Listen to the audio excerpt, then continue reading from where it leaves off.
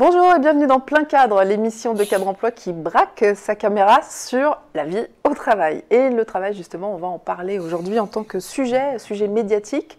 Comment les journalistes parlent du travail dans les médias en ce moment, surtout maintenant, justement, après cette période de confinement, où finalement, même les masses médias ont parlé du travail, pas tout à fait comme avant. Ils nous ont parlé de héros, de métiers, de télétravail, de sens au travail. Qu'est-ce qu'il en restera dorénavant? On passe des heures au travail, il faut bien se le dire, mais on s'informe finalement assez peu sur ce sujet, alors qu'on passe des plombes et des plombes à réserver ses vacances sur Internet. Toutes ces questions, je vais les aborder avec 3 journalistes. 2 artisans de l'information, que vous voyez derrière moi, que je vais présenter dans quelques instants, et un troublion.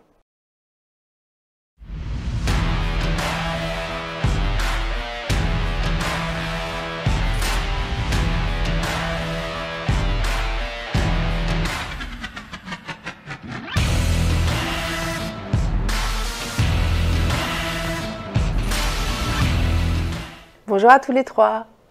Bonjour. Bonjour Sylvia. On entend votre voix. Laure Closier, je commence. Bonjour David. Laure Closier, journaliste et chroniqueuse sur BFM Business, une chronique quotidienne, 6h25 et quelle heure, Laure? 6h20, 8h50. Voilà, ça change. Comédie humaine de l'Open Space avec Michel et Florence, les 2 personnages que vous connaissez peut-être et à qui il arrive plein d'aventures au boulot. Et depuis peu, vous avez un nouveau magazine qui s'appelle Happy Boulot, le MAG. Et ça, c'est diffusé quand? Tous les vendredis à 19h30. Le week-end, pour ceux qui auraient envie d'être en week-end plus tôt. Philippe Duport, bonjour. Bonjour. Vous êtes journaliste à France Info et vous avez 2 chroniques aussi sur le boulot qui s'appellent C'est mon boulot, tous les jours. Ça fait 2 ans que ça dure, c'est ça? 10 ans Sylvia. 10 ans que ça dure. 6h25 et 10h50, c'est ça? Ouais, tout à fait.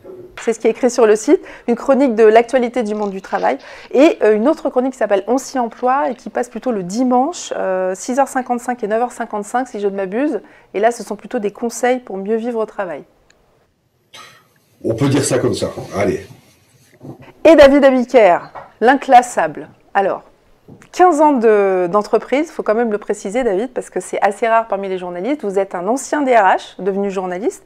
Vous avez en ce moment une revue de presse quotidienne à Radio Classique. Ça dure depuis combien de temps, David? Ça fait 6 mois. Traitement médiatique tous les jours, donc c'est pour ça que c'était très intéressant de vous avoir aussi. Mais vous écrivez aussi des chroniques sur le travail, sur management, il me semble, les 01 net. C'est exactement ça. Ok. Et pour être très transparente, David Abiker est un ancien compère sur Cadre Emploi, puisque David faisait une émission sur Cadre Emploi il y a quelques années qui s'appelait On revient vers vous, dans lequel des people revenaient sur des entretiens d'embauche qu'ils avaient passés ou qu'ils avaient fait passer. Voilà, ça c'est pour être transparente. Peut-être qu'on en reparlera tout à l'heure. D'abord, une question à tous les 3. Question rapide, interro rapide. Quelle est l'actu travail la plus marquante pour vous cette semaine? Laure, je commence avec vous, Laure Closier. Moi, je ne sais pas répondre à cette question parce que je ne regarde pas l'actu à la semaine, mais je peux dire ce qui m'a marqué ces dernières semaines. Je fais une réponse pire que les gens que j'interroge. Moi, ce qui m'a marqué, c'est au moment où Airbnb décide de licencier 25% de ses effectifs et publie en même temps la liste des salariés qui sont bons à embaucher. Pour moi, c'est un espèce de pivot dans le rapport aux salariés, au travail et voilà, je trouve ça super intéressant sur l'évolution des ressources humaines à la semaine. Malheureusement, ça c'est une question qu'il faut poser aux vrais gens de news comme Philippe, quoi. Justement, quelle est l'info qui vous a le plus marqué cette semaine? L'info boulot, l'info travail? Écoutez, moi, il y a une actu que, voilà, un peu immodestement, j'ai contribué à sortir sur le bore-out, le syndrome de l'ennui au travail, avec cette décision vraiment importante de la Cour d'appel de Paris. C'est vrai qu'on a sorti sur France Info un petit peu avant tout le monde. Un salarié qui avait été privé de boulot pendant un peu moins de 10 ans, je crois, à qui on donnait quelques minutes de travail par jour, l'incarnation de la placardisation et puis de ce nouveau syndrome qu'on appelle bore-out, qui a été pour la première fois cité par les juges de la Cour d'appel, et puis donc l'entreprise a été lourdement condamnée pour ça. Mine de rien, on parle beaucoup du burn-out, mais il y a aussi des gens qui sont désespérés au travail, vidés de toute substance, qui s'ennuient très très profondément parce que on leur confie plus rien. Ça s'appelle aujourd'hui le burn-out, ça s'appelait la placardisation avant. Les juges sont allés un petit peu plus loin. Là, il y a quelques jours, c'était vendredi. On en a parlé vendredi du moins sur l'antenne. Voilà, c'est une vraie avancée. C'était effectivement une info importante. Alors, David, interro aussi, une actu qui vous a marqué cette semaine? Une actu d'aujourd'hui, en fait, c'est Guillaume Poitrinal, qui est président de la Fondation du patrimoine et qui est également président fondateur de WO2, qui présente aujourd'hui une façon de construire des bureaux qui tiennent davantage compte de la santé de ceux qui les occupent. Et donc là, on est en plein post-Covid. Alors évidemment, lui, son boulot, c'est de construire des bureaux avec du bois dedans, écolo, etc. Mais il explique que pour proposer son offre, il s'est adjoint les services de médecins. Alors évidemment, il y a un côté marketing très précis dans cette démarche, mais en même temps, il a 4 pages dans le point. Il fait une conférence de presse, je crois, aujourd'hui pour présenter son protocole en 12 points sur ses bureaux à la fois verts et à la fois sanitaires. Donc ça fait partie de ses actus. Est-ce que vous pensez que ça aurait pu être un sujet avant le confinement, ça? Que Le Point y aurait consacré autant de pages? C'est pas sûr, j'en sais rien. Sur la dimension santé, peut-être pas. Mais là, il y a une actualité avec la crise sanitaire qui vient de s'achever, qui est en train de s'achever, qui fait qu'un immeuble construit par des architectes, on écoute un peu, mais avec des médecins, ça pique la curiosité. La curiosité, absolument. Laure Closier, dans vos chroniques et dans Happy Boulot, le mag aussi, vous avez déjà traité ces sujets, enfin vous les traitez assez régulièrement, et vous dites, ce que j'aime pointer du doigt, c'est ce qui empêche de travailler, ce qui empêche d'être productif, ce qui n'a souvent rien à voir avec le fait de ne pas aimer son job. Je trouvais ça dans une interview que vous avez donnée. Ça définit bien votre traitement, le traitement du sujet travail pour vous?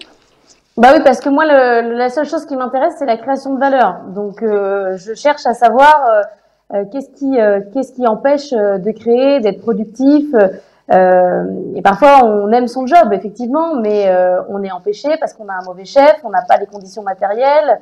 Rien que le fait d'avoir un ordinateur pourri, ça peut vous empêcher de produire, alors que vous pouvez adorer ce que vous faites. Donc oui, c'est que moi, je suis pas dans les news. D'ailleurs, je suis très déçue que ce soit David Abiker qui soit le poil à gratter de cette bande, parce que moi, c'est ça que je veux être. Je veux être poil à gratter. Moi, je veux le rôle de Trublion. C'est ça que je cherche à faire. Il y a 2 Troublions, alors, si vous voulez. Et Philippe, Philippe, c'est vrai que vous avez beaucoup plus... Je suis le garçon sérieux de la bande, quoi, c'est ça. C'est ça. Philippe, vous donnez beaucoup plus l'image celui qui sort vraiment toutes les infos. Quand on veut avoir les infos sur le travail, c'est sur votre chronique qu'il faut aller. De toute façon, il y a tout. Vous êtes collé à l'AFP. Enfin, je ne sais pas comment vous faites ça, mais c'est vrai que vous êtes vous avez toujours la dernière info. J'en donne quelques-unes. On peut peut-être montrer à l'écran les dernières chroniques que vous avez faites. Les personnes vulnérables veulent rester en télétravail. Ça, c'était l'une des dernières qu'on avait. Le métier, j'ai noté aussi le métier de consultant à l'arrêt pendant le télétravail. Bon, alors, ça, c'est des sujets qui ne vont pas faire le 20h de TF1. Hein. Arrêtez-moi si je me trompe. Mais sortie de crise, l'occasion de se reconvertir. En fait, avec vous, on est vraiment sur des sujets qui peuvent changer la vie des gens au travail. C'est comme ça que vous définissez les choses ou pas ? C'est gentil, moi j'accepte complètement ça.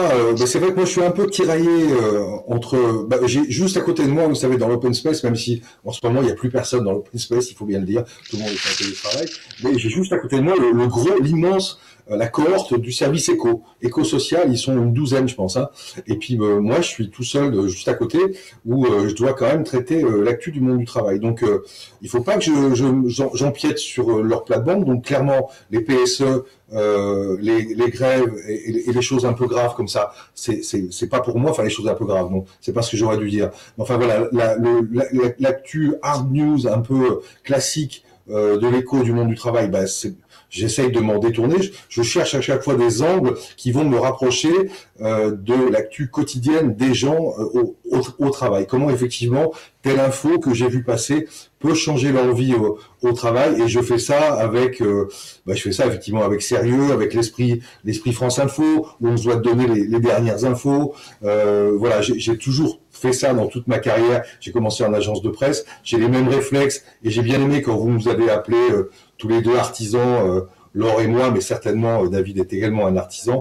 On est en tant que journaliste. Moins de soldats, Philippe.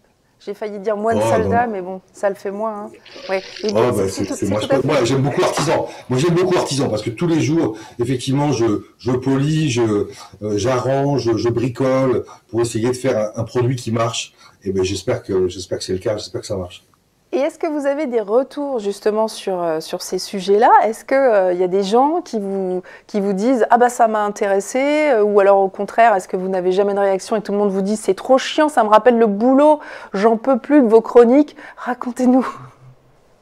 Non, franchement, c'est un peu ni l'un ni l'autre, parce que France Info a pas un ADN de radio où il y a des échanges extrêmement nourris avec les auditeurs. Alors, on a cassé ça pendant le confinement. On a fait un truc qui, pour nous, était complètement extraordinaire. On a ouvert le micro très largement aux auditeurs.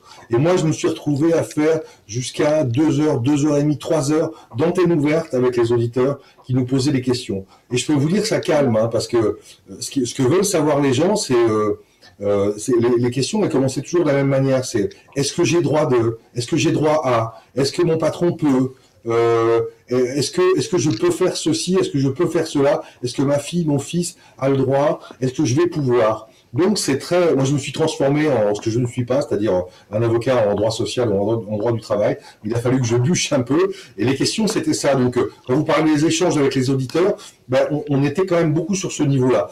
Donc moi ça m'a fait dire aussi, bon, le sociétal, les grandes tendances, c'est bien, mais il faut aussi revenir. Pendant cette crise notamment, il faut aussi revenir au quotidien des gens, aux questions que les gens et de tous les secteurs, et pas seulement le salaryman, hein, pas seulement l'employé du tertiaire, mais vraiment ce que j'aime appeler les travailleurs, parce que je trouve que c'est un très beau mot, toutes les questions que les travailleurs se posent. David Abiker, en préparant cette émission, vous avez dit des trucs absolument horribles, donc je vais vous balancer comme il se doit. Vous avez dit le traitement médiatique du travail n'a pas les journalistes qu'il mérite, les journalistes sont tous de gauche et comprennent pas l'entreprise, etc. Vous êtes là, David? Moi, je suis d'accord avec David. Hein. On est au cœur du sujet. Le traitement médiatique du travail est-il, donc à part les artisans qu'on a là sur ce plateau, est-il complètement à côté de la plaque, tout simplement parce qu'il n'a pas les journalistes qu'il mérite? Balancez. David. Au contraire. Moi je trouve que non, mais on n'a jamais autant parlé d'emploi dans les médias. Ce qui s'est passé à mon avis, c'est qu'on a commencé par parler du chômage. Et ça, c'était il y a 30 ans. Les journalistes se sont mis à parler du chômage autrement parce qu'ils étaient eux-mêmes touchés par le chômage. Les choses ont changé. Notamment, je me souviens du chômage des cadres. C'était un sujet qu'on examinait de loin en loin. Et puis quand les journalistes, qui étaient quand même des professions intellectuelles, avaient dans leur entourage un beau-frère, un cousin ou un frère ou une sœur, qui était touché par le chômage, ça a commencé à émerger, mais c'est très ancien. Je dirais que il y a un deuxième facteur qui a joué, à mon avis, c'est le fait que le poste de travail du journaliste se mette à ressembler au poste de travail du cadre ou du bureaucrate. On a tous un écran, on est tous assis derrière, on écrit tous, les journalistes se plaignent d'ailleurs souvent de ne pas faire assez de terrain. Et finalement, cette convergence des postes de travail a peut-être aussi encouragé le fait qu'on parle plus du poste de travail, de tout ce qui va avec dans les médias. C'est une vision que j'aurais moi aujourd'hui rétrospective. Et David, vous vous incluez dedans. On va voir à l'écran les chroniques que vous faites pour management qu'on trouve sur le site de Capital. Enfin, je les ai trouvées là, mais je me suis peut-être trompée de site. Ce sont des chroniques où vous croquez la vie au travail et vous vous mettez dedans. Voilà, rendez-moi l'open space. Vous vous mettez en scène, vous ou un personnage fictif, on ne sait jamais avec vous. Comment ça marche? En fait, c'est le produit à la fois de ce que je viens de dire, c'est-à-dire que le travail est devenu un sujet. Ma vie au travail est devenue un sujet, peut-être parce qu'on surinvestit trop son travail. Et puis en même temps, c'est le produit d'un genre entre guillemets littéraire et gonzo, comme on dit en journalisme, c'est-à-dire l'autofiction. Et l'autofiction étant désormais permise dans certaines pages des journaux et même dans certaines pages dans certaines chroniques télé, on se met à raconter sa vie de salarié. Et sur Internet, vous avez une explosion de l'expérience employée qui s'exprime à travers notamment des réseaux sociaux comme Viadeo ou LinkedIn, si j'ai l'autorisation de le citer, où les gens racontent le quotidien de leur travail, servant des réseaux sociaux. C'est vrai. Et c'est ce dont aussi se sert, je pense, Laure. Laure Closier, comment est-ce que vous choisissez vos sujets? J'allais vous demander, est-ce que vous tenez compte de qui vous regarde, de la multiplicité, d'ailleurs, des personnes qui peuvent vous regarder, qui sont à la fois des gens qui travaillent, mais aussi des RH, des entreprises, des entrepreneurs. Comment est-ce que vous travaillez, vous, Laure? Alors moi je travaille toujours la veille pour le lendemain, j'ai pas de stock, etc. Et moi je suis obsédée par raconter une histoire et surtout être utile au-delà d'Internet. C'est-à-dire que j'essaye de faire des chroniques. Réaction à l'actu? Du coup vous êtes tout le temps en réaction à l'actu, c'est ça que vous voulez dire? Non, en fait c'est parce que je fais au feeling de ce que j'ai envie de raconter. L'actu m'importe assez peu. D'ailleurs on me propose des exclusivités, je les prends pas parce que ça me contraint. Moi, ce que je veux, c'est raconter vraiment le signal faible dans la vie du salarié d'aujourd'hui. C'est l'histoire, c'est ce qu'il ressent. Je suis très souvent, je suis sur l'émotion d'ailleurs. Et je veux vraiment servir, moi, de poil à gratter. Je veux lancer des sujets. Je veux parler à la place des gens. Je veux qu'on serve de ma chronique pour dire, vous avez vu, à la télé, ils disent qu'il faut s'intéresser aux salariés qui partent, il faut réfléchir au bore-out, etc. Je veux qu'on se serve de ma chronique comme début de conversation et de discussion. Je cherche pas à informer, moi, du tout, pas à travers la chronique. C'est pas du tout mon but. Je considère d'ailleurs que souvent on va sur Internet pour chercher les 5 conseils pour passer un entretien, et puis après, si on veut, on peut écouter la chronique, mais j'essaye vraiment de faire attention à être un complément d'Internet. Si vous ne cherchez pas à informer sur le travail, comme je disais tout à l'heure, donc on passe beaucoup de temps au travail et malgré tout on s'informe assez peu sur notre vie professionnelle, sur comment on pourrait l'améliorer, mieux se former, être meilleur, nanana. Du coup, si vous ne cherchez pas à informer, vous cherchez à quoi? À distraire? Non, alors moi, en toute simplicité, je cherche à changer le monde en fait. Je cherche à faire changer les méthodes de travail. Je sers quand le patron de Saint-Gobain m'écoute ou le patron de la Société Générale, je lui fais passer un message. Je veux l'interpeller. Je veux lui dire, il y a des gens au boulot qui s'ennuient. Faut faire quelque chose. Je cherche vraiment à ça parce que effectivement, ma cible, moi, je ne parle qu'au cadre. Je parle au cadre, au bureau. Je parle à cette population-là, une population d'ailleurs qui est plutôt masculine parce que c'est les auditeurs de BFM Business. Donc je suis dans un combat. Moi, je cherche à faire changer à faire évoluer les mentalités. Ok. David Abiker, vous connaissiez les chroniques de Laure Closier? Vous en avez déjà écouté? Non, je les connaissais pas. Je les connaissais pas. Voilà. Vous allez les découvrir après. Parce que je voulais vous faire réagir sur les chroniques de Laure pour voir si ça correspondait à quelque chose qui vous paraît... Mais je comprends ce qu'elle veut dire au sens où le travail est tellement important dans la vie des gens et ils y sont parfois tellement malmenés que je comprends tout à fait qu'ils aient besoin d'ambassadeurs qui effectivement appellent les élites et les dirigeants, managers, pour leur dire « vie de subordonné ». Vis ma vie de salarié. Confronté à la contrainte paradoxale, je deviens fou derrière mon poste de travail Et des choses qu'on disait il y a 30 ans, on les dit aujourd'hui. Et c'est valable dans tous les domaines de la société. Donc, il y a une forme de populisme professionnel qui est plutôt bien canalisé par les médias parce qu'ils l'expriment avec finesse et souvent avec humour. Mais c'est ça qui est en jeu. C'est « vis ma vie ». Tu fais des grands discours aux conventions tu parles d'agilité et de salarié entrepreneur de sa carrière, mais en vérité, voilà ce qui se passe. Et évidemment, de plus en plus, les chroniques de boulot, elles viennent casser un discours normatif sur le travail. Qu'est-ce qu'il faudrait faire, d'après vous, David, qu'est-ce qu'on n'a jamais fait sur le travail comme chronique ou comme rubrique? Donc j'entends bien que vous trouvez que c'est vachement bien de rentrer à l'intérieur de l'entreprise, comme fait Laure, de prendre la parole à la place de Michel ou de Florence pour dénoncer finalement des travers, des trucs complètement absurdes, etc. Est-ce qu'il y a quelque chose qui manque dans ce paysage-là? Une réponse courte. Il y a des endroits où les caméras vont jamais. C'est les instances représentatives du personnel. Il faudrait mettre une caméra témoin pour voir ce que c'est qu'un comité d'entreprise qui dure 8 heures avec le jeu de rôle qui s'y passe. Alors, il doit y avoir quelques expériences qui sont faites, mais c'est des endroits où on ne va jamais, et pour cause. C'est des huis clos, le plus souvent. Ça intéresserait qui? Donc, filmer comme un CSE, comme on dit aujourd'hui, ça intéresserait qui? Vous me demandez, attendez, il y a deux questions en une. Vous me dites où est-ce qu'on n'a pas été encore? Où est-ce qu'on n'a pas posé les caméras? Donc, je vous dis, il y a ça. Il va y avoir quelques entretiens d'évaluation qui seraient assez amusants à filmer. Ah oui, oui. Et puis, des entretiens de recrutement aussi. Il y a des entretiens de licenciement aussi. C'est des choses qu'on n'a pas encore vues à la télé, qu'on n'a pas encore vues sur Internet. Moi, j'ai un copain, il a enregistré, à l'insu du gars qu'il foutait à la porte, l'entretien qu'il a eu, où le type lui dit « tu vas prendre la porte ». C'est assez intéressant. Donc, je suis en train de vous parler d'une télé du travail, clairement. Et pas une télé-réalité trafiquée, comme les Marseillais.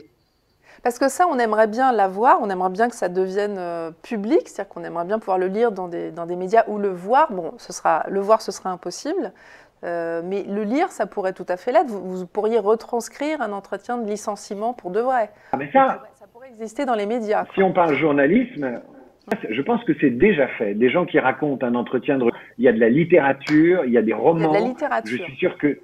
Oui, je pense qu'il y a beaucoup de littérature sur le monde du travail.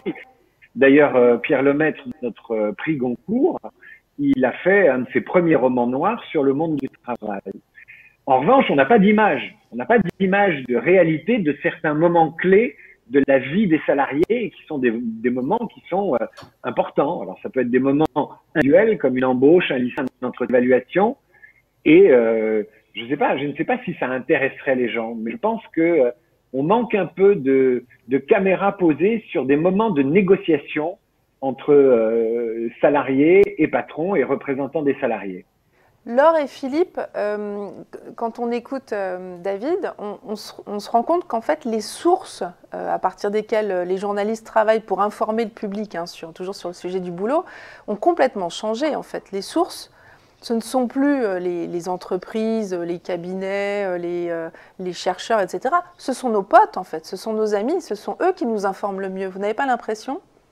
Écoutez, il y a toujours les cabinets, les entreprises, les chercheurs, les spécialistes. Je trouve que ce monde-là a quand même évolué. Moi, je me souviens, par rapport à il y a 10 ans, quand j'ai commencé cette chronique, les chercheurs, les scientifiques étaient vraiment très marqués politiquement. Il y avait un discours très doloriste sur le travail. Le travail, c'était pas marrant. C'était de la souffrance, c'était du tripalium. Voilà, c'était de la torture en latin. Aujourd'hui, ça a beaucoup changé le spectre, je trouve, le panel, la provenance des experts, des gens qui prennent la parole pour parler du travail, c'est élargi, c'est diversifié. Et franchement, c'est tant mieux parce que ça commence à devenir un peu pénible. Philippe, peut-être mis à part certains coachs ou certains intervenants qui ont tendance à faire passer le travail pour le pays de oui-oui.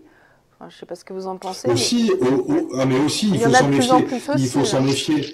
il faut s'en méfier de façon parfaitement égale à la réaction qu'il fallait avoir par rapport à ces chercheurs extrêmement négatifs. Effectivement, ce sont deux pôles, vous avez raison, hein, Sylvia, deux pôles parmi lesquels au milieu desquels il faut naviguer avec habileté. Mais moi, pour rebondir sur ce que dit David, moi je suis parfaitement d'accord. Ce qui manque en fait dans le traitement du travail, alors qui s'est beaucoup enrichi, parce que moi j'ai vu énormément de confrères arriver et je m'en félicite, et le discours est beaucoup plus riche, beaucoup plus complet, beaucoup plus informé, mais ce qui manque c'est du terrain, parce qu'on fait quand même essentiellement tous, beaucoup ce qu'on appelle dans le jargon journalistique, de desk.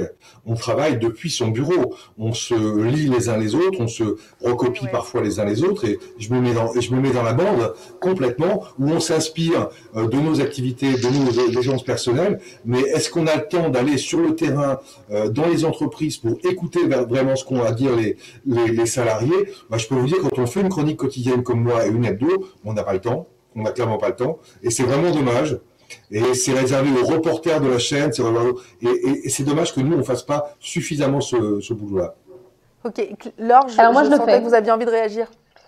Ouais, parce que en fait, moi je le fais, c'est-à-dire que je m'astreins tous les jours à être soit dans une entreprise, soit à déjeuner, soit à voir un DRH, soit à discuter. Mais je m'astreins tous les jours à faire du terrain, parce que sinon, je perds en puissance.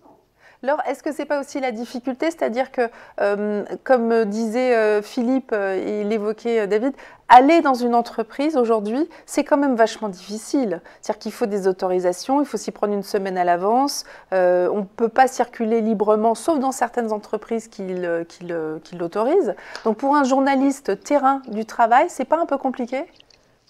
Alors, il y a le terrain physique, donc ça c'est se déplacer dans les entreprises, donc ça c'est tout ce que vous faites officiellement, c'est-à-dire rencontrer le DRH, le DAF, les directeurs généraux, donc effectivement ça c'est prévu, c'est machin.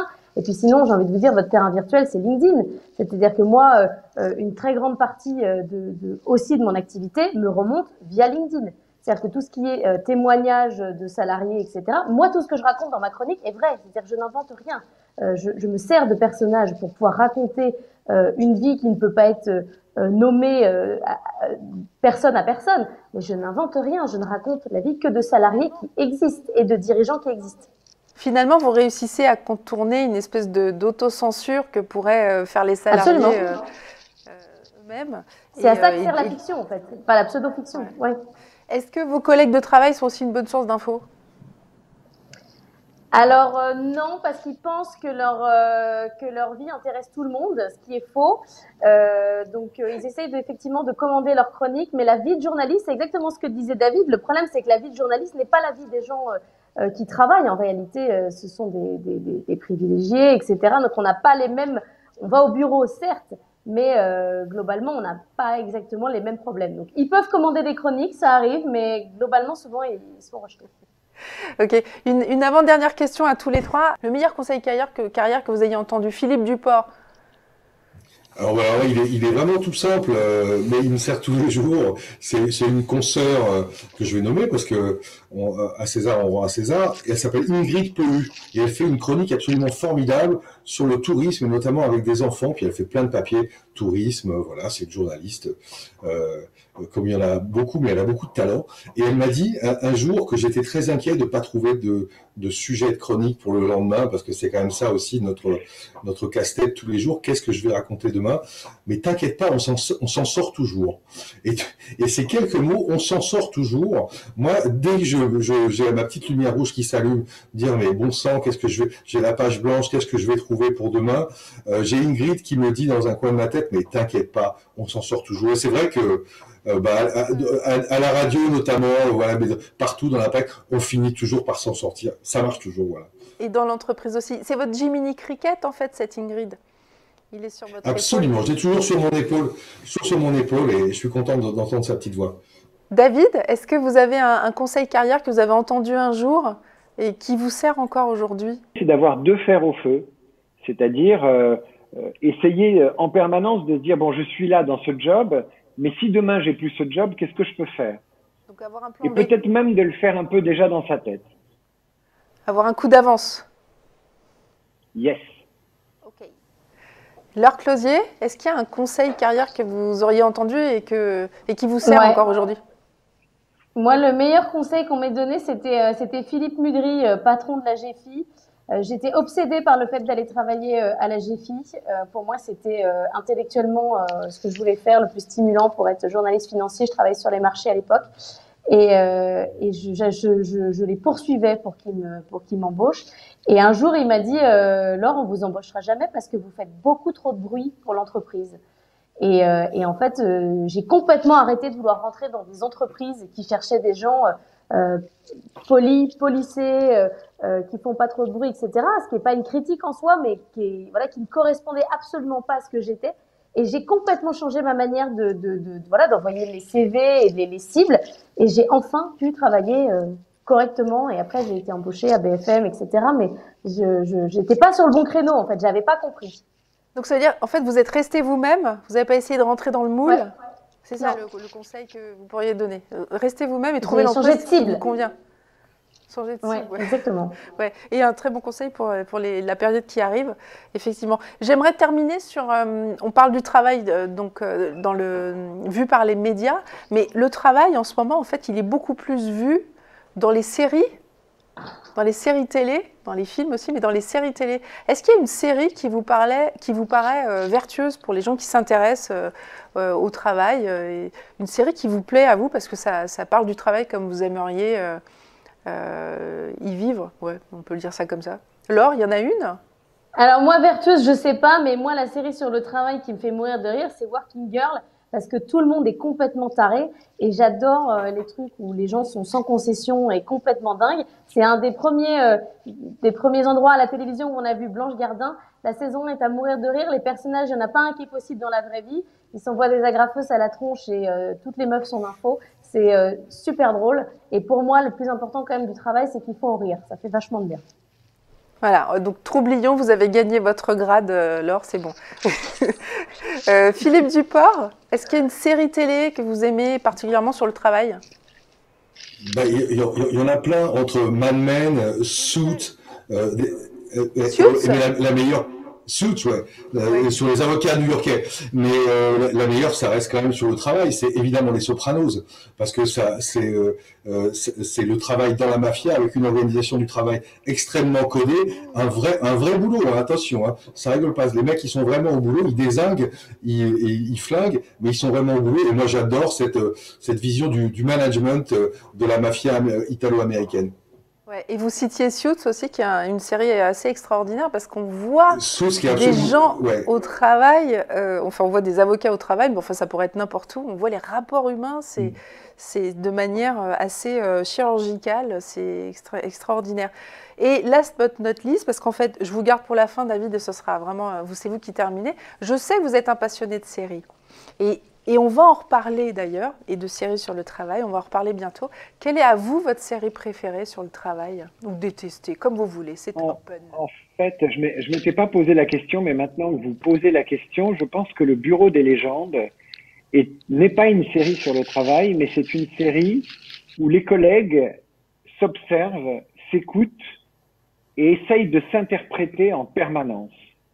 Et je trouve que s'il y a une leçon à tirer du Bureau des légendes, c'est l'attention portée à son collègue. Et c'est un entretien d'évaluation permanent, le Bureau des légendes, sur la fiabilité, sur la fragilité du collègue. Et je trouve que c'est une série qui nous donne une leçon sur le soin qu'on doit prendre les uns des autres au travail. Ce sera notre mot de la fin. Voilà, on a essayé de prendre soin de vous dans cette émission Plein Cadre en vous offrant ce regard sur 3 journalistes qui bossent justement sur cette information sur le travail, en espérant vous en donner le goût. Allez découvrir leurs rubriques, leurs chroniques, leurs émissions, toutes leurs activités. Voilà, je mettrai toutes les références bien sûr sur le site Cadre Emploi. Merci à tous les 3. Merci Sylvia. Merci. Et à très bientôt. Au revoir.